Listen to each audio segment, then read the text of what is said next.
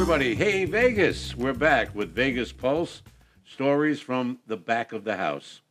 I have a very special guest today. We're going to have fun speaking with her. Her name is Emily Connor Cooper. Emily Connor Cooper is a producer, a writer, a director, direct from Broadway, direct from New York City, and now a very welcome Las Vegan.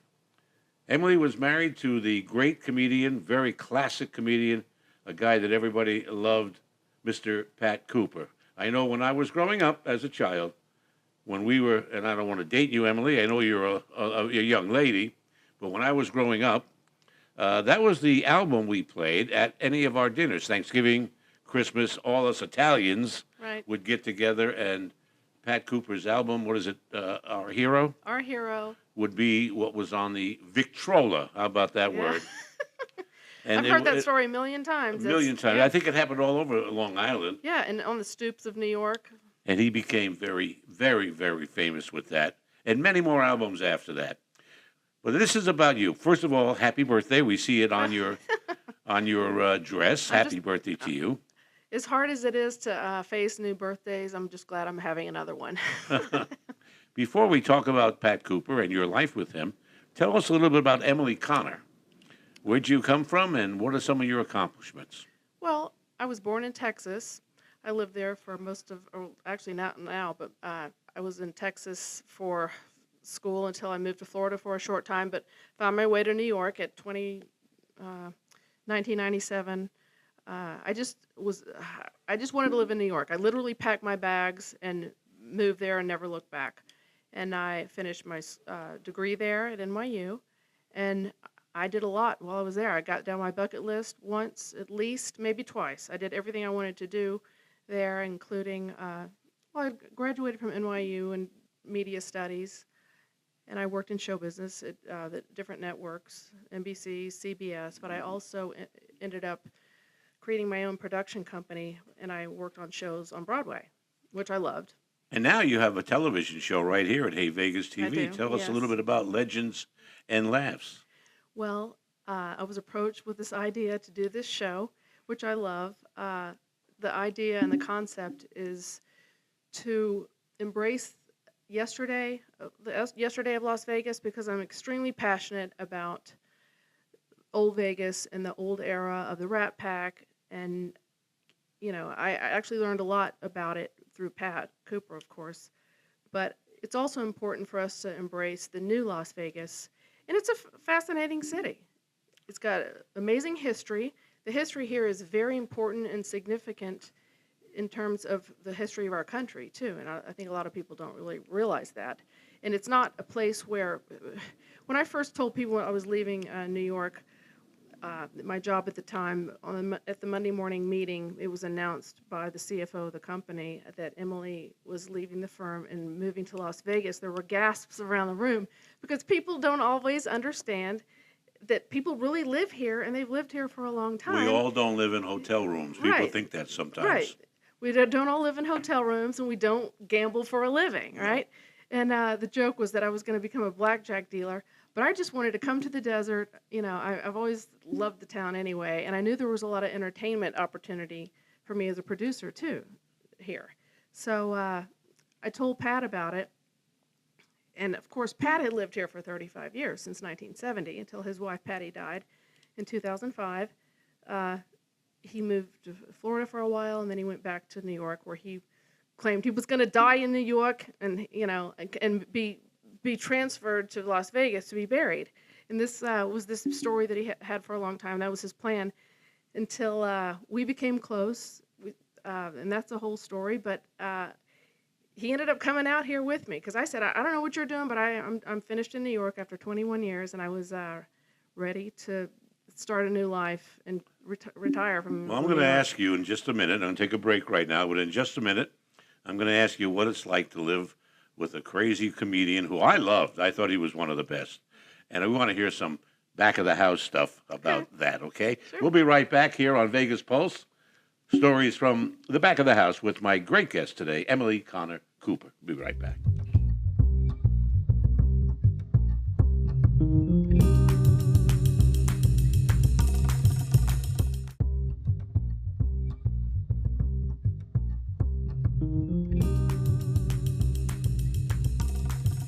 Vegas Pulse, stories from the back of the house with me, Ron Garrett, your host. I'm a Vegas insider, been around for over 54 years here, and I know a lot what's going on, but I never was married to a comedian, female or male, let's put it that way, just for laughs. But is that strange? Is he on? Was he on all the time? For the most part, yes, he was. He was always Pat Cooper.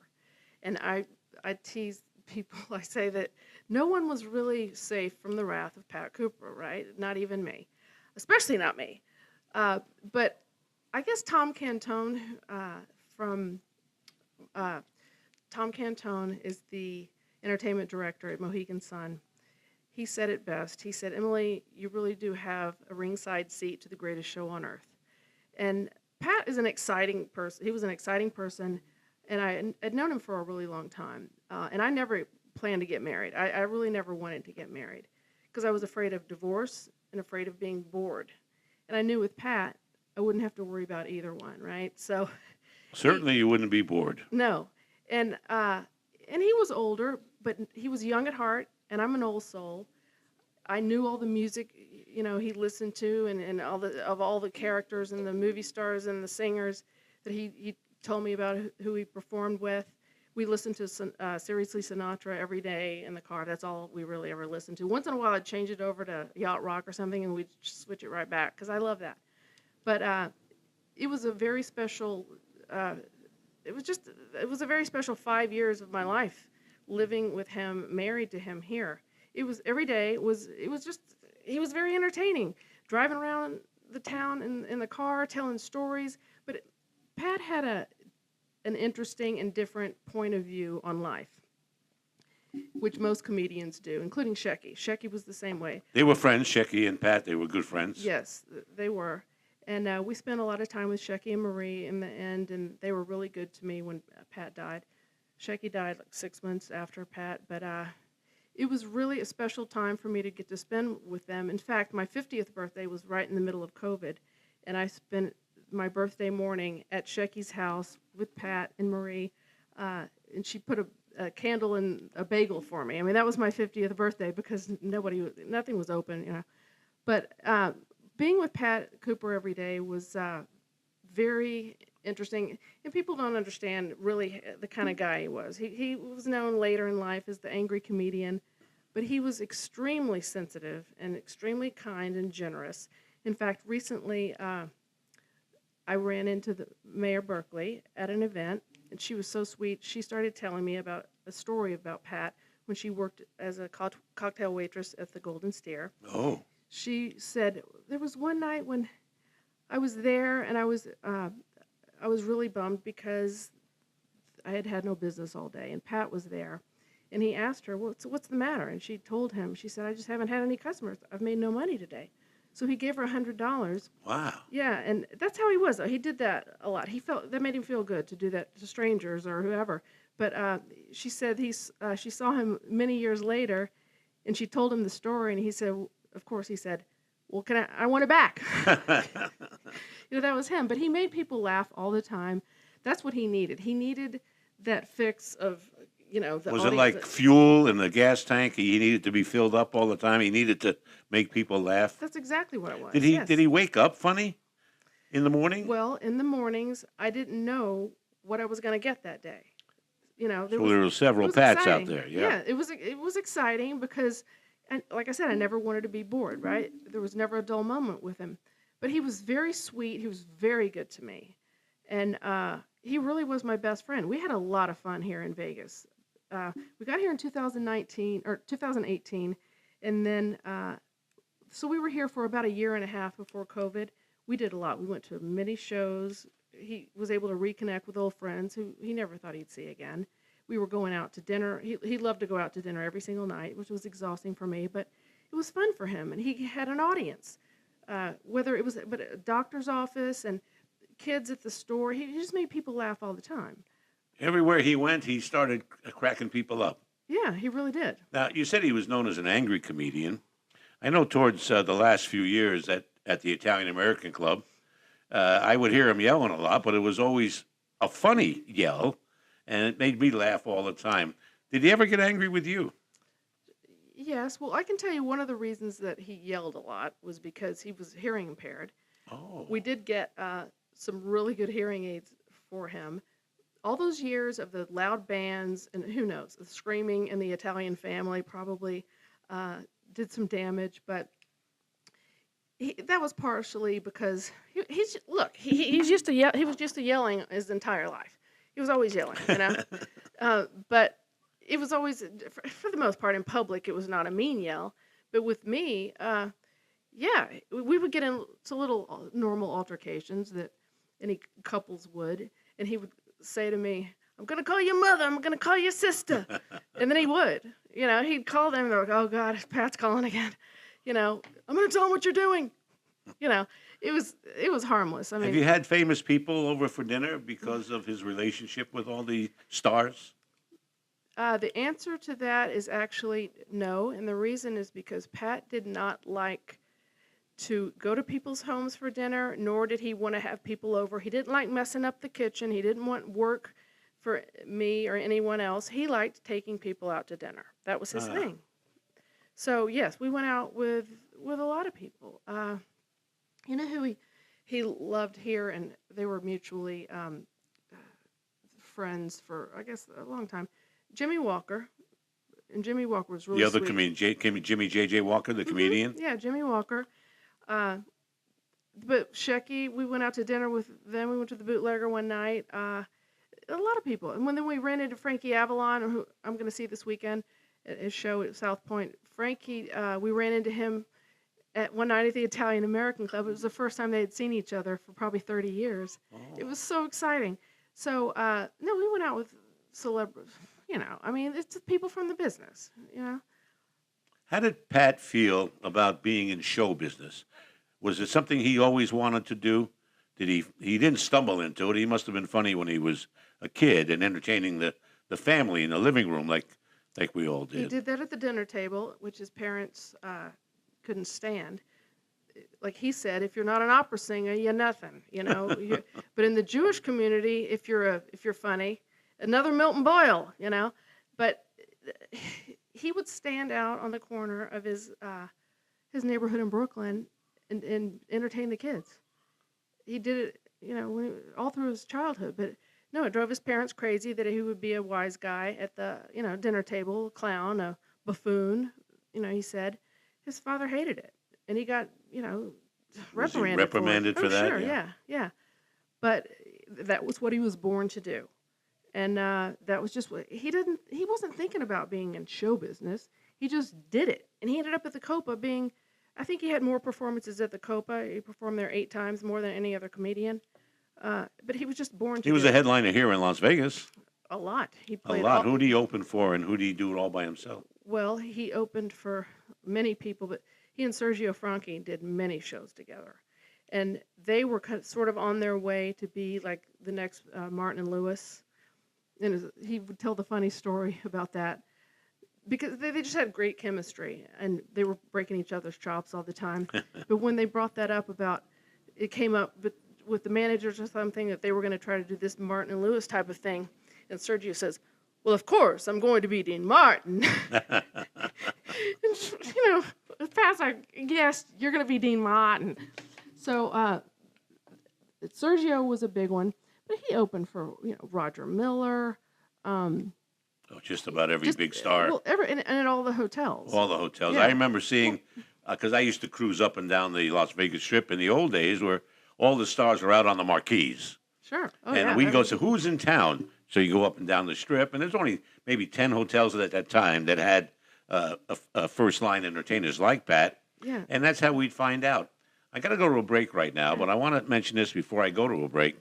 One of Pat's good friends was Nelson Sardelli. When we come back, we'll talk about your TV show and your first guest, Nelson Sardelli, okay? Okay. We'll be right back with more on Vegas Pulse, stories from the back of the house, right here on Hey Vegas TV.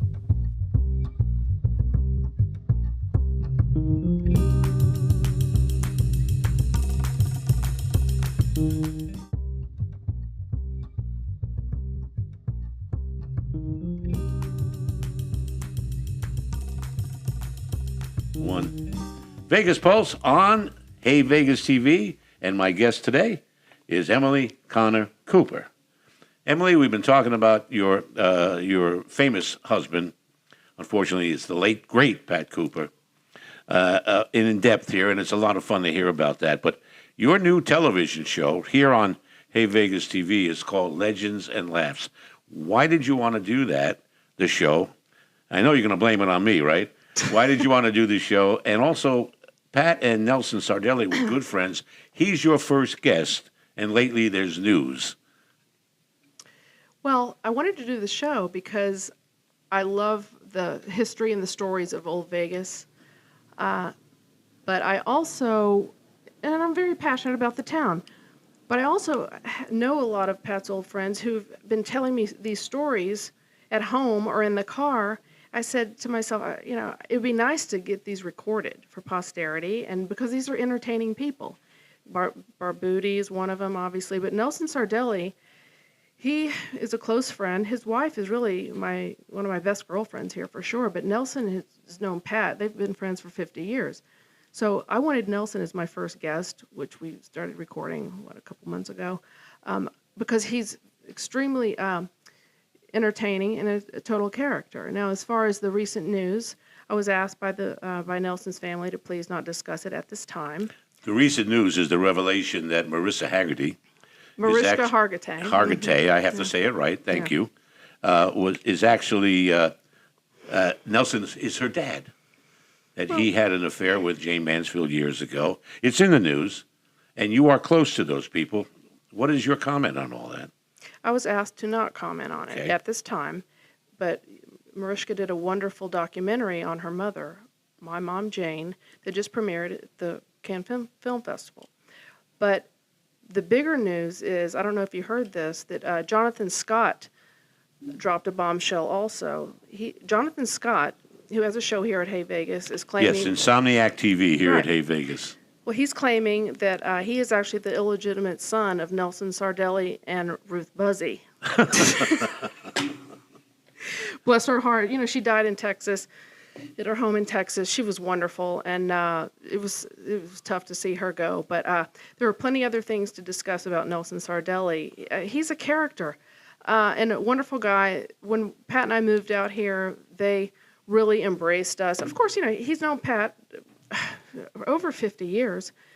I don't know I think they may have worked together at some point, but they've had me over to their house for Easter, Thanksgiving. In fact, one Thanksgiving, because he's a character and people like him, and he's got stories. He's a Vegas icon. But we were at his house for Thanksgiving, and this is actually since Pat died. They had me over. After dinner, I said, Nelson, why don't we call some people? We're just hanging out, bored, what do we do next? Let's call some people. So we made the first call. We were just going to leave messages, right? We started calling people. The first one was Pat Boone, who's a very close friend of Nelson's. Well, it didn't go to voicemail. Pat picked up the phone. Hey, Nelson, how's it going? Happy Thanksgiving. Then I said, okay, so now let's call Dina Martin. Okay, we called Dina Martin to leave a message. She picked up the phone, too. Mm-hmm. She and John got on there. Hey, Nelson, how you doing? Then I said, okay, how about Jack Jones? So, okay, we're going to leave Jack a message. Jack picks up the phone. Hey, Nelson, how you doing? And he was really nice. He actually said, oh, how's Pat's wife doing? This was, a year before he died. But Nelson, he's something. He's an important character in this town, also in Atlantic City. I mean, he did a lot in Atlantic City. But he's I chose him as my first guest because he is a character. He's funny. And he doesn't get a lot of credit for that, but he is. Were you aware of this story coming out when you chose him as your first guest? I don't really want to talk about that because I told them I wouldn't, and I have to honor that. But okay. I know the family well. It's for a later time, maybe, or not. I don't want to focus on that because there's a lot. Nelson is a character in and of himself. It's enough. Your show with Nelson is going to be released very shortly, and we're all looking forward to it. Yeah. And see how that went. But he's very, very much of a Vegas icon, and we all love Nelson Sardelli, especially the guys who hang out at the Italian American Club.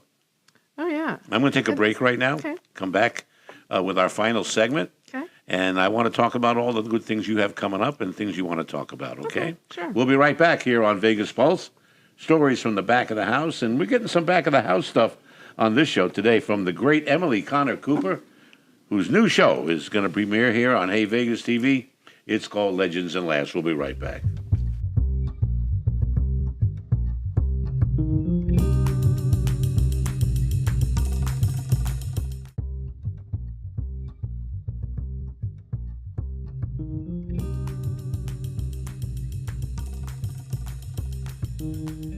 My guest is Emily Connor Cooper, who has a new show premiering here on Hey Vegas TV called Legends and Laughs. It's amazing that you've got that show together.